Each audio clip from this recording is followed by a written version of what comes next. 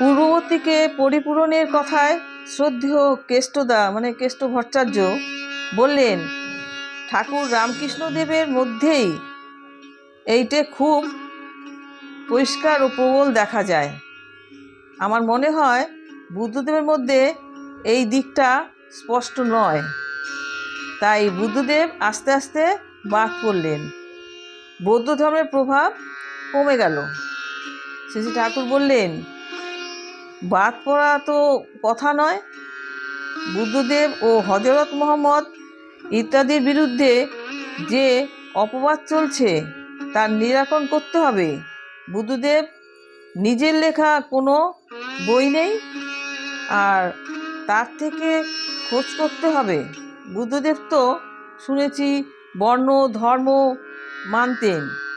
তিনি আর্য সত্য বলে অত বলেছেন। এর আর্য কৃষ্টির উপর তার সব কিছু প্রতিষ্ঠিত।